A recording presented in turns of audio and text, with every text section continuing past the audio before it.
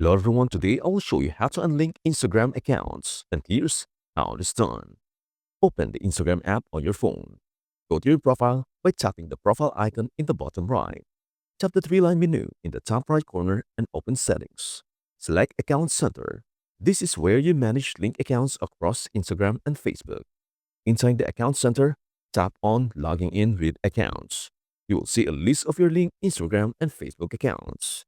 To unlink an Instagram account, find the Instagram account you want to remove and tap on it. Tap Remove from Account Center. A pop-up will appear asking you to confirm. Tap Continue.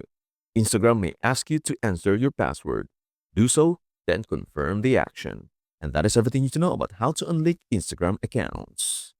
Before we end, may I humbly ask you a favor? Please do like, share, and subscribe to our channel. This means the world to us. Thank you so much for watching. We hope to see you in our next video.